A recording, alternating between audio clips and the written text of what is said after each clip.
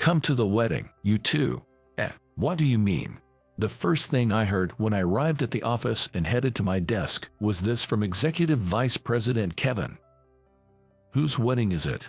It's my sister's wedding. She was always a bit of a lost cause, but finally, she's found her purpose. Found her purpose. I was taken aback by Kevin's choice of words. Would anyone really talk about a family member in terms of finding a purpose? The groom is the heir to Sky Corporation. President Wilson said he wants to celebrate my sister and her fiancé with the whole company. So make sure you take a day off and come. With that, Kevin left. As other employees started arriving, Kevin greeted them all with a smile. Those greeted by him all had strained expressions. Seeing this, I could imagine the kind of conversations they were being subjected to. Hey, Michael, what do you think about Kevin's words? Emily. The woman who whispered to me was Emily. She is my boss, and secretly my girlfriend. The reason for this secrecy? Well, Emily, you're going to Kevin's sister's wedding, right? Would you like to go with me? Hey, I can give you a ride to the venue if you want. Several employees approached Emily with these offers. They were all smitten, practically drooling over her. Emily, both capable at work and stunningly beautiful, is like the Madonna of our company. If it became known that she and I were dating, the minute the company would probably tear me apart. Thanks for the invitation. I'll be attending the wedding, but I'll go on my own, so no worries. Oh, is that so? Disappointed, the male employees dropped their shoulders and went back to work. Bad for them, but no matter how much they try, she would never accept their invitations. What are you grinning about? Caught off guard, I slapped my relaxed cheeks. Hey, let's go to the wedding together on that day. But with so many people from work attending, if they find out, if that happens, it's no big deal. If it gets awkward, you can just quit your job. I was lost for words in response to her confident statement. She always tells me I should just become a stay-at-home husband. Since I earn more and have a better career, I love my job, but that's not the case for you, right? With working feels like a strain. Just follow me.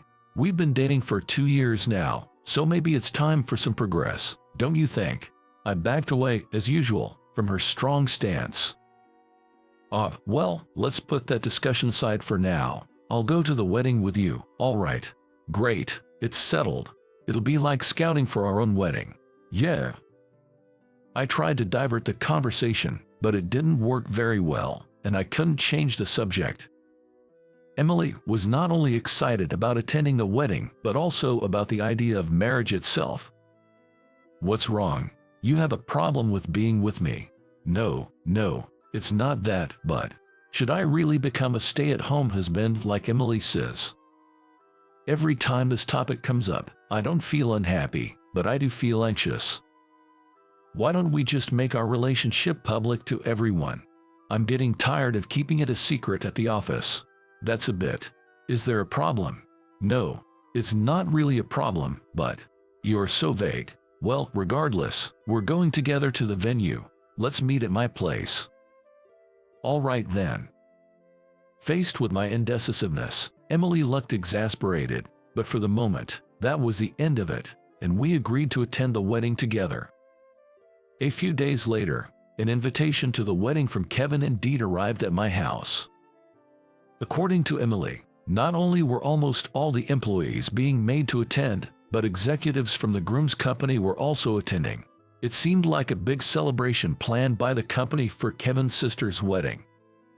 It kind of seems like a political marriage rather than the couple's own choice, doesn't it? In the taxi, Emily and I discussed today's wedding side by side. It might not be far from the truth. Our company regards the groom's company as a major client. They probably want to strengthen ties through this marriage. Her words reminded me of Kevin saying that he had found a use for his sister. In this day and age, such marriages seem unbelievable, like something from the Civil War era.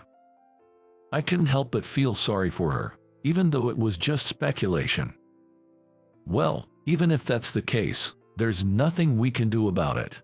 Jer, it's someone else's business after all. We arrived at the venue and got out of the taxi. At that moment, a woman burst out of the venue. Please, lend me some money. I'll definitely pay you back later. As she looked back at the venue, the woman approached us and pleaded. It was surprising enough to be approached by a stranger with such a request, but that wasn't the only reason we were shocked. The woman was dressed in dirty, shabby clothes, clearly in an unusual state. Emily and I exchanged glances, unsure of what to do. What do you need the money for? I want to escape in that taxi. I don't want to go through with this marriage. Seeing the woman tearfully plead, Emily's expression turned resolute. I'm sorry, but I can't lend you money. Whatever the reason, we're strangers after all. But this is my only chance. If I don't leave now, I'll end up married to that man. We'll hear out your circumstances later. First, get in the taxi, please. The woman was stunned by Emily's words. I can't lend you money, but I can at least get in a taxi with you and find a safe place to talk. That would be involving you too much. You're already involving us by asking for help, so don't worry about that. Saying so, Emily ushered the woman and me back into the taxi we had arrived in. In moments like these, Emily really is dependable. Knowing Emily had made up her mind, I decided to go along with it. The woman kept glancing around nervously, as if afraid of being chased. As we drove away from the venue, Emily smiled reassuringly at the frightened woman. First, we need to do something about your appearance. What do you mean? First impressions are everything, you know. The woman looked puzzled, but Emily spoke with a cheerful voice. After driving for about 5 minutes, we went to a cafe run by Emily's sister, Sarah, to hear the woman's story. Welcome, something unusual today. Yeah, sort of. As I ordered coffee for everyone, Emily and the woman emerged from the restroom. The woman, now wearing Emily's spare clothes and with makeup applied, looked transformed. The most significant change was her hairstyle. Her unkempt hair was now neatly brushed and tied up with a scrunchie. Thank you so much. There's a lot I want to ask, but first, why were you dressed like that? There must be a reason, right? The woman bowed her head and hesitated to speak, clearly troubled. However, perhaps encouraged by Emily's firm gaze, she slowly began to open up. To sum it up, the woman turned out to be Kevin's sister.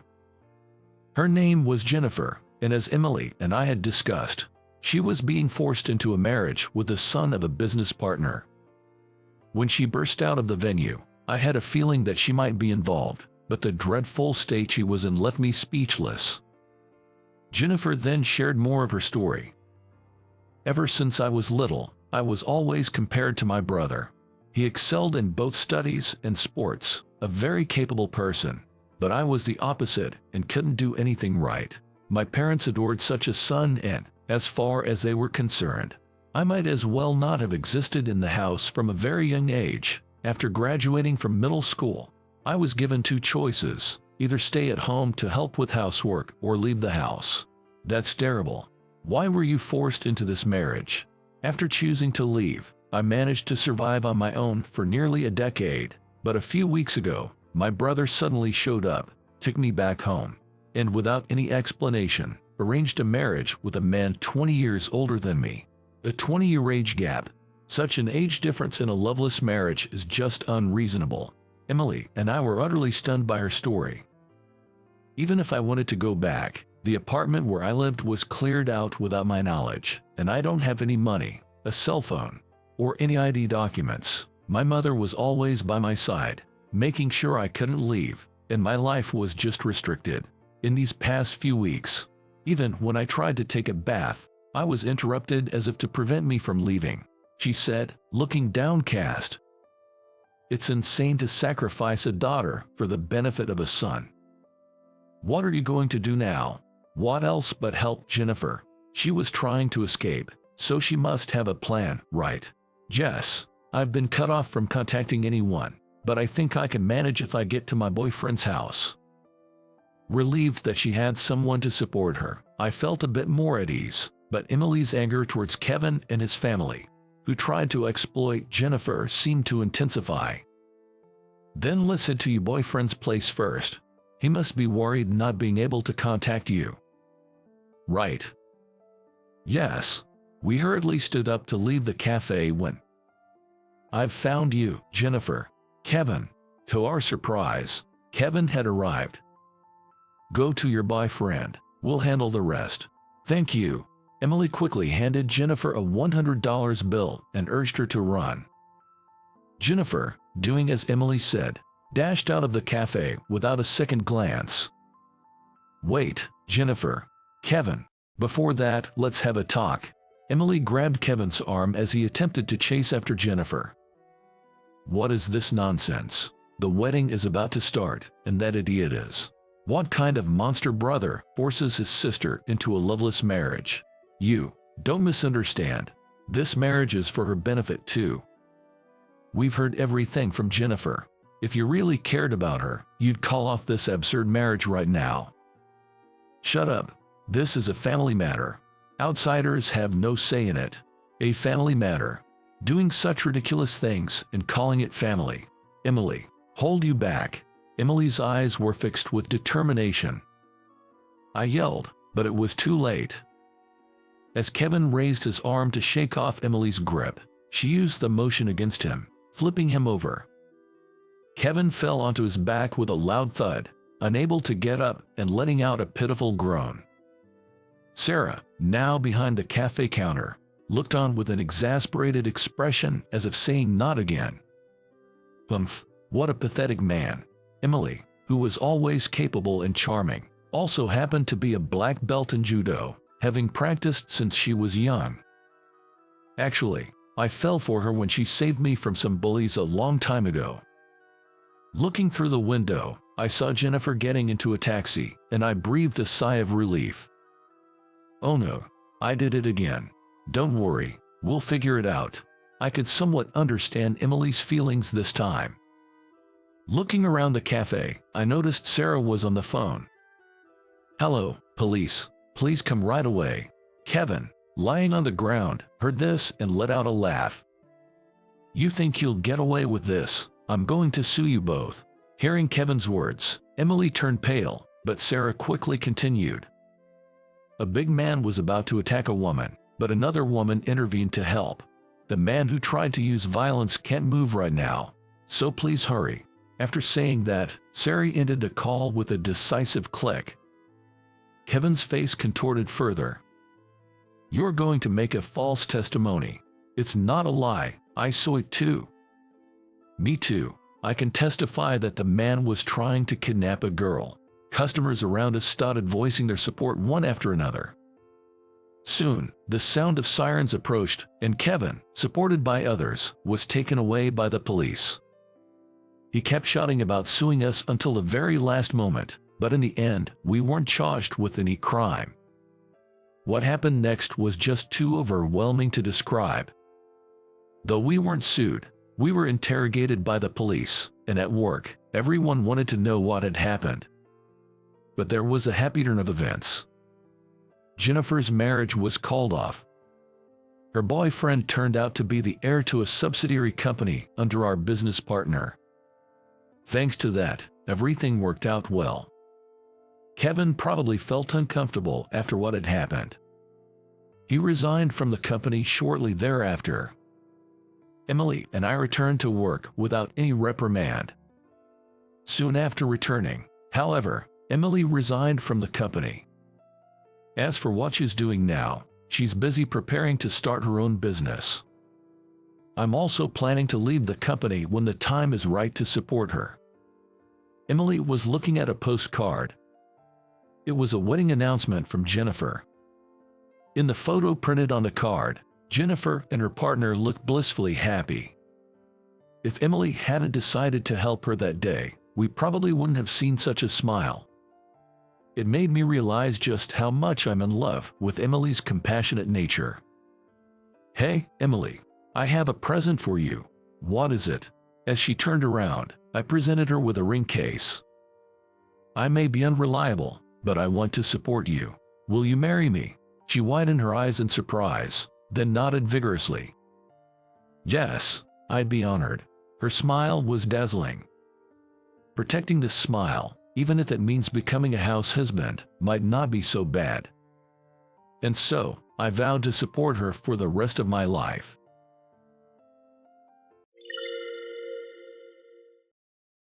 I threw it away because it looked awful. Haha. I did it for you. Haha. Huh? I was dumbfounded by what was said. My boss, Mark Anderson, usually bullies me and subordinates. Until now, I had tolerated it, but this time, I couldn't forgive him. He really threw away the lunch that my precious wife had prepared for me. That lousy-looking lunch, right? The one full of vegetables, so pathetically poor. Eating stuff like that won't give you any strength. A man should eat meat. This was for your own good. Your life is over. Unaware of my anger, Mark continued, and I coldly informed him. It was time to make him realize whose lunch he had thrown away. Why is the lunch my daughter made in the trash? Daughter. At that moment, Chairman Hayes, who happened to pass by, turned pale and approached us. And with this incident as a turning point, this bullying boss began his well-deserved downfall. I am Jason, a 27-year-old employee. I have a wife, Sarah, who is a homemaker. Sarah and I got married last year, the typical newlyweds. Sarah, you look cute today. Stop it. I can't help but find my wife, who is 3 years younger, adorable. Every time I call her cute, Sarah smiles shyly. Even that I find adorable. I don't want to go to work. I want to be with Sarah. Jason, you have to go to work, you know. I inadvertently trouble Sarah with such remarks. Sarah gently soothes me and sends me off, for which I am truly grateful. Because of her, I managed to get off work.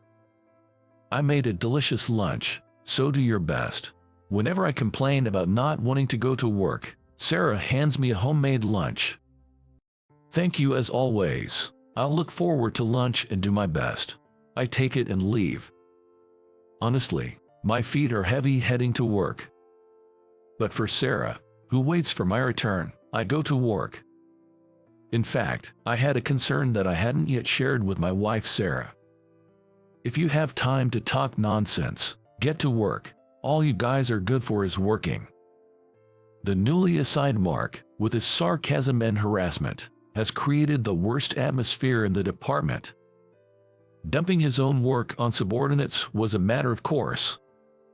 He would impose unreasonable tasks and then shout, "Too slow, you're dumb, can't you do anything right?" The relentless harassment was causing physical and mental distress among the employees. Everyone was on edge because of Mark's daily yelling. In such an atmosphere, we all were becoming increasingly exhausted. Jason, come here. It seemed today's target was me. I was about to be irrationally scolded by Mark. Jason, why haven't you prepared the materials for today's meeting? I was suddenly yelled at by Mark, taken aback. Meeting materials. What was he talking about? I hadn't received any instructions to prepare such materials. Besides, I hadn't even heard about a meeting today. Being proactive is the basic principle of a working professional. Upon telling him the facts, he started spouting nonsense. Being proactive. If he thinks so, why couldn't he prepare it himself? How am I supposed to prepare for a meeting I didn't even know existed? Have the materials ready for the meeting starting at 1:30 p.m. So he said, and I checked the time. It was around 11 a.m. now. Looks like I would have to skip lunch break to get this work done. Reluctantly, I started working on the materials. This meeting required past documents, so I gathered what I needed and secluded myself in the records room. At 12:30 p.m., during lunch break, I thought I could just make it in time and return to my desk. What? It's gone. Why? But my precious lunch was missing. I searched in my bag, on my desk, and the surrounding area, but the lunch was nowhere to be found. I definitely received it in the morning and came to work with it, so it couldn't just disappear. What are you looking around for, Jason? There was Mark, smirking as he approached me. Have you finished preparing the documents? I've gathered all the necessary materials, so I just need to put them together. Seemingly dissatisfied with my response, Mark clicked his tongue but soon smirked again. Looking for something. My lunchbox is missing, I answered honestly when he asked. Oh, that. I threw it away. What? I threw it away because it looked awful. I did it for you. Huh? I involuntarily raised my voice in disbelief. What did he just say? He threw away my lunch. That pathetic lunch, full of vegetables and looking poor. Eating that won't give you any strength. A man should eat meat. I did it thinking of your well-being. Mark began smirking as he spoke. I was so angry I felt like I could explode. I could feel my clenched fists trembling. Your life is over. Huh? It was then, as I coldly confronted Mark, that someone interrupted. Excuse me for a moment. Oh, Chairman Hayes. Chairman Hayes walked in at that moment. His face was ashen, and he was holding a wrapped item in his hand. I recognized the wrapping. It was the wrap for the lunchbox I had brought. That's my lunchbox. Thank you. Where did you find it? I asked as I received the lunchbox. It was in the trash can in the hallway. He really threw it away. Upon hearing Chairman Hayes' answer, I looked at Mark. Well, Mark's face turned pale at the arrival of Chairman Hayes, but he tried to cover it up with a forced smile. Did you, by any chance, throw away Jason's lunch? For what reason? Jason always brings his lunch, but it always looked unappetizing, so I was worried. I thought it would be terrible if he fell eating such food.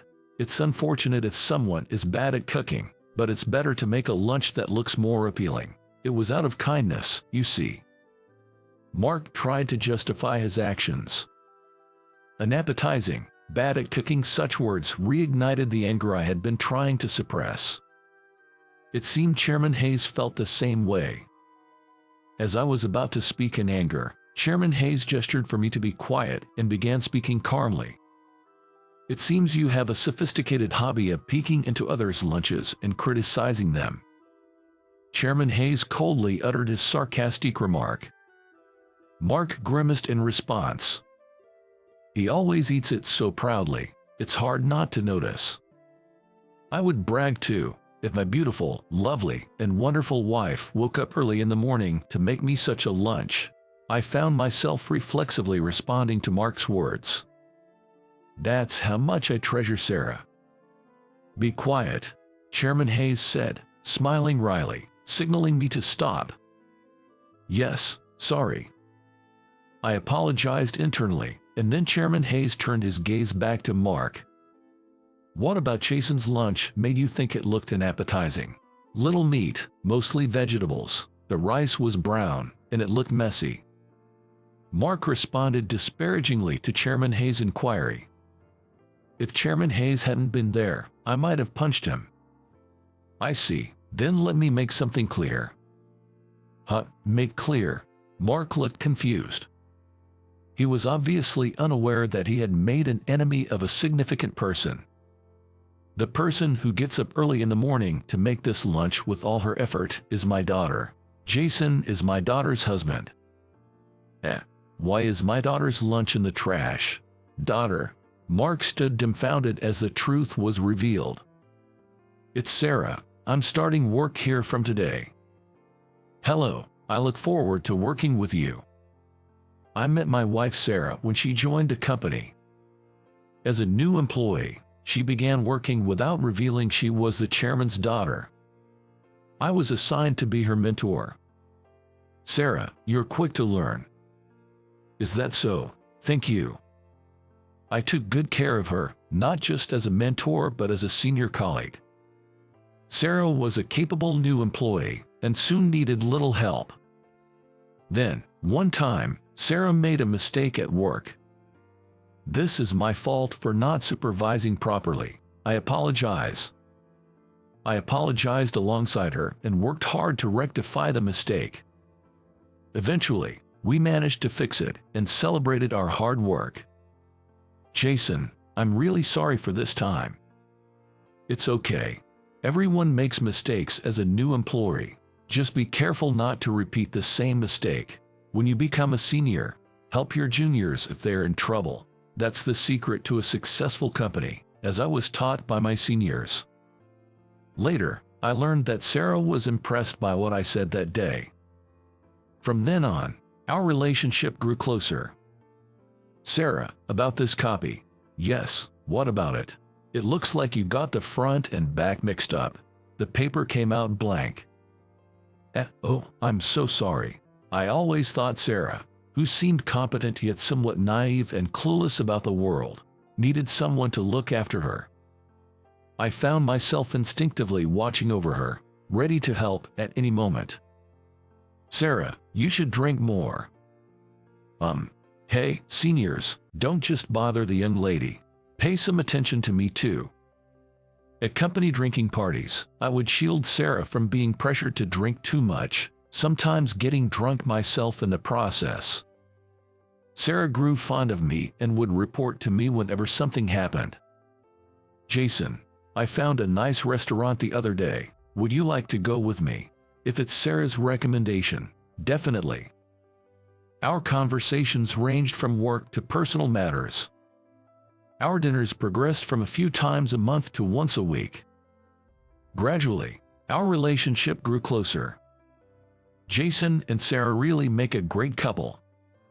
They only have eyes for each other. There's no room for anyone else. It's nice to be close, but don't make out at work. Before we knew it, we were an officially recognized couple within the company. Then, one day, Chairman Hayes approached me. You're Jason, right? Yes, that's me. I need to talk to you. Come with me. Not understanding why Chairman Hayes wanted to speak with me, I followed him, worried about what I might have done. Dad. I looked in the direction of the voice and saw Sarah. Dad, what's going on? Do you need something from Jason? Yes, well, it's something that concerns Sarah as well. Come along. That was when I first learned that Sarah was the chairman's only daughter. Sarah is the chairman's daughter. I kept it a secret. I didn't want to be seen as the chairman's daughter. I wanted to work as a regular employee. I'm sorry for hiding it until now. She had apparently gone through the interview process without revealing her identity as the chairman's daughter. And thus, she was hired as Sarah and assigned to my department. Indeed, if everyone knew she was the chairman's daughter, they would have treated her differently. I might have also cared for her in a different way. Sarah is an excellent employee who delivers results in her work, regardless of being the chairman's daughter. Really? Thank you. Well, she's a bit of a scatterbrain, though. That is, I'm trying to improve, but you didn't have to say that in front of my father. As I shared my honest opinion, Sarah smiled happily. I was drawn to her smile, even as I inadvertently said something extra. It was our usual banter, but this time, it wasn't her colleagues who were nearby, but her father, Chairman Hayes. Realizing this, I looked at Chairman Hayes, who had a stern expression. It's too early for marriage. I won't allow it. I was stunned by Chairman Hayes' words. Indeed, I was aware of my feelings for Sarah, but Sarah and I are not dating. Huh? When I clarified that we weren't even dating yet, Chairman Hayes looked surprised. It turned out that there were rumors at the company that Sarah and I were about to get married, and Chairman Hayes had come to lay down the law after hearing them. In reality, our close interactions had led people to believe the rumors were true, so he had addressed the topic of marriage. But I do think Sarah is a wonderful woman, and I would like to date her. Seizing the opportunity, I declared my intentions to Chairman Hayes and then turned to Sarah. Sarah, Will you go out with me? At first, Sarah looked surprised by my proposal. Ahaha, I've never seen someone propose in front of their parent before. Haha, indeed. Jason, you're too much, Sarah said, bursting into laughter. I couldn't help but join her in laughter. Fine, do as you like. Chairman Hayes finally gave in, seemingly disarmed by his daughter's reaction. Soon after, I received a positive response from Sarah, and we started dating. The fact that we weren't actually dating until then surprised many at the company. You were giving off such a sweet vibe, and you weren't even dating, they would say. When I admitted it was all unconscious, my colleagues teased me mercilessly. After a while, we decided to get married. It's too soon, he exclaimed. While everyone said we were taking too long, Chairman Hayes was the only one opposed. No matter if it's 5 years or 20 years, you are going to say the same thing, right? No matter how many years pass, Dad will always say it's too soon for marriage. If I listen to him every time, I'll never get married. Sarah and her mother brushed him official. I remember Chairman Hayes looking flustered and isolated. I think Jason is a fine young man, but marriage might still be too soon. If you think he's a good person, then just accept it, Sarah's mother said. If you're going to be so mean, I won't let you hold your grandchild, Sarah added. That's, well, there, you two. Chairman Hayes was so flustered that I found myself stepping in to mediate. His wife sure is a strong person. My mother also had a way of keeping my father in check. Is it a case of strong mothers, perhaps? Anyway, after persistently appealing to Chairman Hayes, he finally gave his blessing for our marriage last year. Half a year later, we had our wedding. If Dad had accepted sooner, we could have been married earlier, Sarah lamented. Well, it just shows how precious you are to him, I replied. The company accepted us before your own father did. Ahaha. I occasionally have drinks with Chairman Hayes in private. It seems that intervening back then worked out in my favor. It's a relief. Women in my family are stronger than me, he commented at a drinking session. This helped me establish a reasonably close relationship with Chairman Hayes. Sorry, Jason. Don't worry about it. Take your time learning. Sarah wasn't very skilled at household chores. Having lived at her parents' house all her life, where her mother, a homemaker, did all the household chores, Sarah never had to do them herself. She had only ever helped out a bit, and since I had a long history of living alone, I was actually better at housework. Thank you, but I feel bad leaving everything to Jason. I need to learn quickly. Despite this, Sarah earnestly began learning to manage the household. Even so, her cooking skills didn't improve much. It turned black again. Well, that's common at the beginning. Don't worry, let's try adjusting the heat a little next time. Thus, she practiced by getting up early to make lunch. Every morning, the lunch she handed me was the result of her efforts. Indeed, it was mostly vegetables, but the once messy dishes were now neatly arranged, and the once burnt omelet, even if slightly crumbled, now looked appetizingly yellow. Sarah is improving day by day with her persistent efforts. Every day, she studies cooking and researches how to make it better. Knowing her efforts, I couldn't forgive Mark for his words. How can you say such things without considering the effort of the person who made it? What, are you some kind of critic? Chairman Hayes also knew of his daughter's efforts in cooking. He mentioned buying her cooking books and recording videos of his wife cooking for her. She did not have any knowledge of housework. He seemed to feel guilty about it. It was typical of Chairman Hayes to have kept her sheltered, not even letting her handle a knife because it was dangerous. She told me, I've improved, so I want Dad to try it too. I'm really looking forward to eating it, he said, genuinely excited about receiving her lunch someday. However, preparing lunch for two was still a burden for Sarah, who was not yet accustomed to cooking. Chairman Hayes himself didn't want to put undue pressure on her. Therefore, once a week, she made an extra portion for her father, which I delivered during my lunch break. Today wasn't one of those days, but he sometimes came by to check on us. He apparently found my lunchbox in the trash on his way here. I didn't know that. Upon hearing our story, Mark started to make excuses. You think just because you didn't know, it's okay to throw away someone's lunch? Chairman Hayes shouted at him. His loud voice drew the attention of everyone around. This is a good opportunity. I have something to ask everyone. Seizing the moment with the gathering crowd, Chairman Hayes addressed them. I heard Mark has been harassing Jason, a subordinate. Has anyone else been harassed by him or witnessed it? Speak up, now's the time. The employees exchanged glances, unsure. I was pushed to do extra work by Mark. Eventually, one employee, as if having made up their mind, spoke up.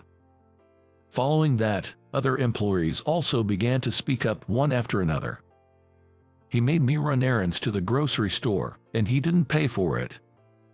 He dumped urgent work on me right before leaving. Mark made me cover for his mistakes. One after another, Mark's wrongdoings came to light. Almost everyone there had experienced his harassment. They used the opportunity to voice their complaints to Chairman Hayes. So, how will you explain this? Asked by Chairman Hayes, Mark glared at his subordinates.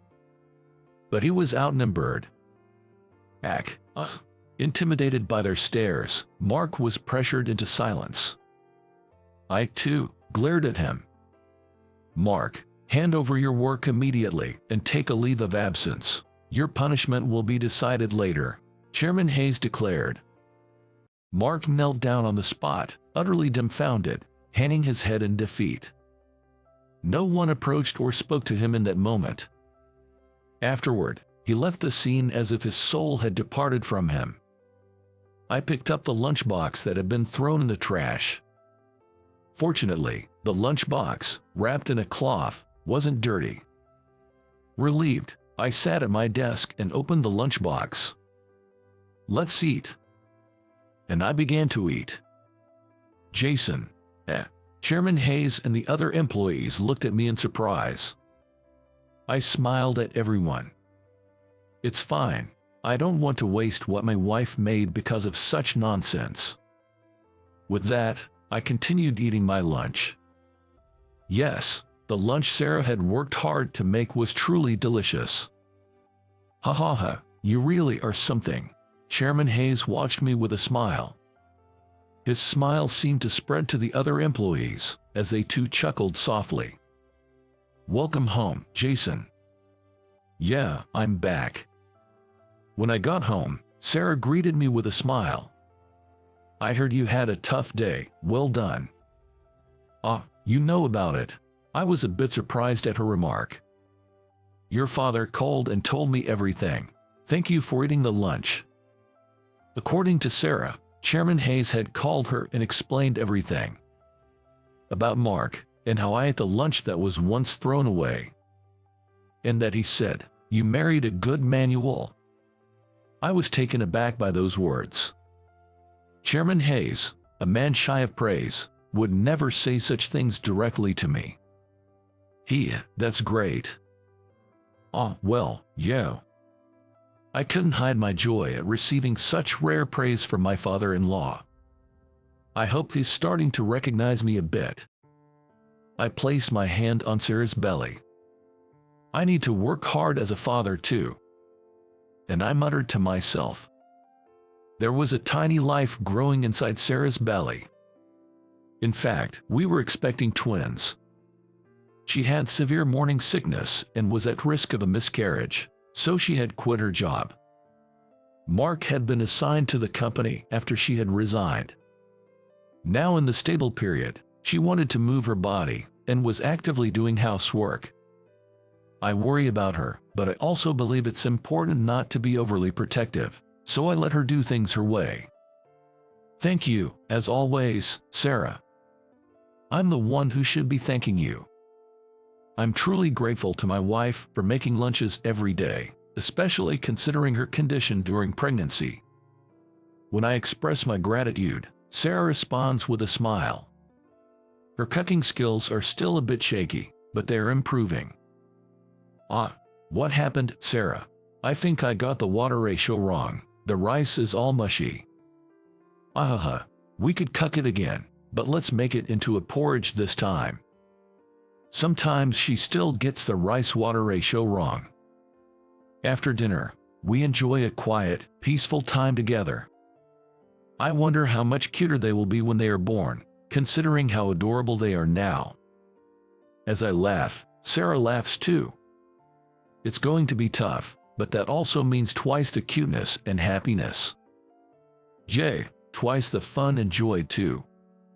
We talked about various things for our future. I thought it was a very happy time. I believe our future will surely be a happy one. Meanwhile, Mark faced a grim fate. After the incident, Mark was judged to be malevolent and demoted to a branch office. That branch was rumored to have a heavy workload, and he had to start new from the bottom. But since he had always dumped his work on his subordinates, he was nearly incompetent himself. He resigned after being weakened mentally by daily scolding from a younger boss and by the intense workload. The mistreatment he had meted out to his subordinates came back to haunt him. It was a fitting example of reaping what you sow. Chairman Hayes was determined to prevent Mark from ever facing us again, so I'll likely never see him again. Incidentally, I was appointed to fill the now vacant managerial position. If Jason is the boss, we can feel secure. Thank you, I'll do my best. I plan to take lessons from Mark's example and cherish my subordinates. With his departure, the atmosphere in the department improved significantly. Everyone could work more energetically, without fear. However, I'm now in a position of responsibility. There is a weight to it, but I can overcome it thanks to Sarah's lunches, which she prepares while waiting for my return. Sarah, you did so well. We have cute and healthy twins.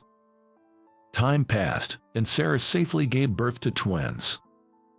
They were a boy and a girl, both incredibly cute.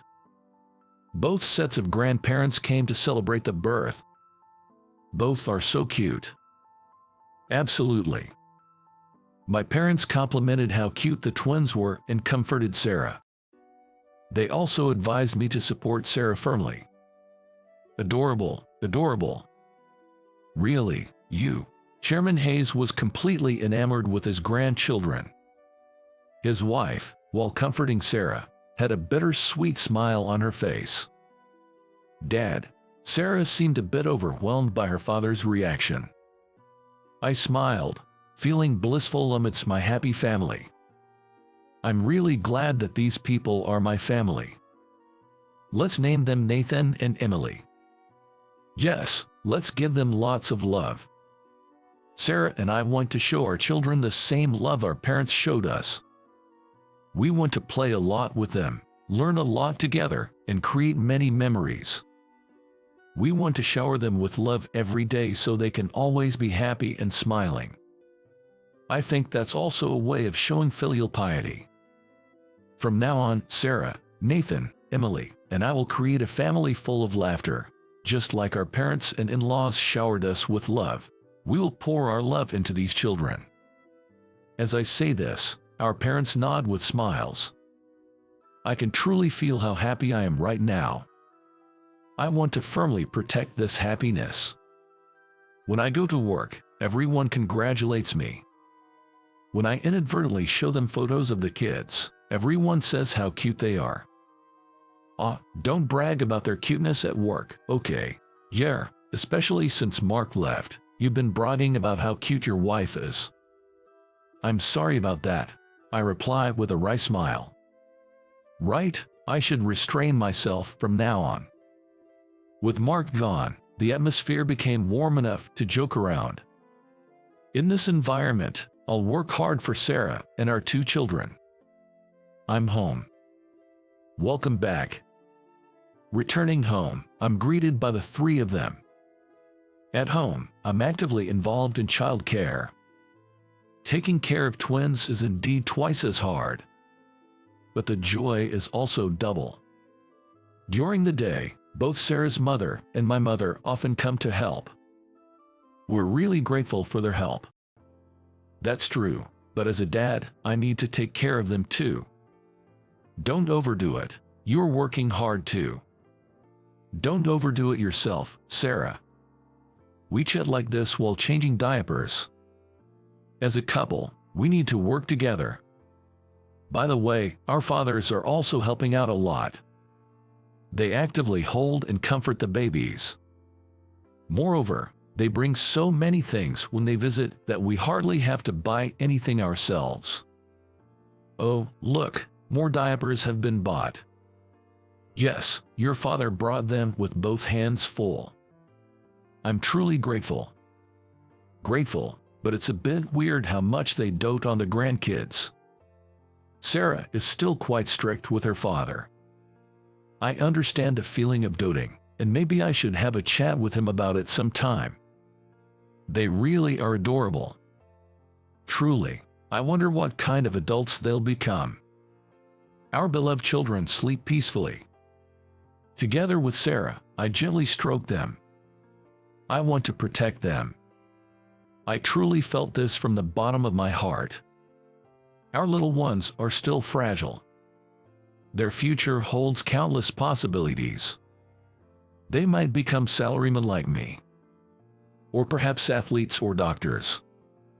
The possibilities for their future are endless. I want to do what's necessary to protect their futures. But they're surely going to be kind children. Because you, Jason, are kind, and if they take after me, they might be a bit clumsy.